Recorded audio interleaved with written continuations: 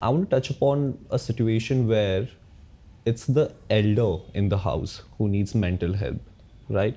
And probably the children in the house are seeing that, okay, you know what, this person is not mad. I'm not saying that person is mad in the house, but just saying that he could or she could deal with a little bit of therapy. He needs that thing, and this could improve the environment of the house, because a lot of households in India do have a toxic sort of environment where it's not because the parents are treating their child in a toxic way because they want to, it's just because that's how probably their parents treated them in that way and they don't know any better. Very true. Like, for example, like beating a young child, right? Like, you know, you cannot, like that trauma of someone who you look up to or someone who you love is also hitting you. It can be so dangerous for a child's initial years that it can scar them forever.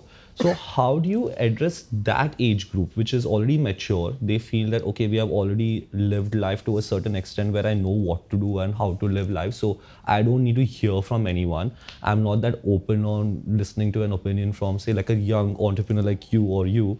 So how do you tackle that situation? So we have a classic example here of a gentleman who is happy to reveal his identity, Mr. Muslim Kapasi, whose daughter actually made sure that he gets therapy, right? We have a lot of these classic case examples where they say, I was fully averse to it, but my children showed me the before and after benefits of doing such a thing.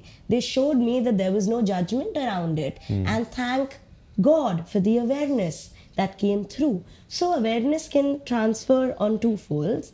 Another way on how we educate the adult age group or community is through a lot of macro sensitization programs, which we run in the corporates. Okay. And here the age group joining it is from your 35 to your 55. Right. We do a lot of focus group intervention work with senior leaders. All of y'all are adults at the end of the day, right? So we do work through a macro dispersion of different topics which do not have to scream mental health, but they're actually educating you on your emotional wealth. And that's how we hope to bridge that gap between awareness and acknowledgement of actually taking that step. So to be honest, Darshan, that's a tough space. Okay. Even in this scenario, the girl went and booked a session and made sure all of those areas were done. But still, the individual could not go if they didn't want to, which is also a good 30% of the audience, right? You have access, you come all the way and you don't want to go, right? So an area over there, at least, that this question we have to ask ourselves as entrepreneurs a lot, right? And what, from the therapist end of it, what comes to us is you need to change the way you particularly are being affected by the areas and things that the senior leader in the family is doing. If they are waiting because they're used to the attention, they're used to being the elephant in the room, they're used to being the person who you have to, like say Gigi too.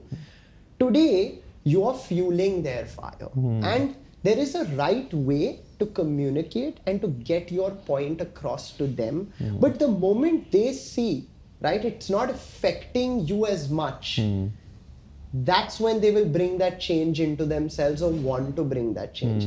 Till they see that it affects you, it's like the bully syndrome, right? Yeah. They will keep doing it because they are getting a stimulus out of it. Yeah, because you're reacting to it. Absolutely. Exactly. Yeah. And complaining to the teacher is again adding a stimulus to it. So you can take the analogy in every different term. But in every situation. Correct. The best way to stop a bully is not to attack the bully, right?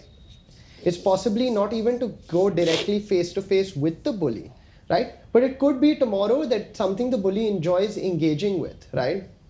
Maybe it's time at the canteen. You go sit with the bully and spend some time conversing with the bully. Save the thing you could do with the granddad particular situation. Catch them off guard.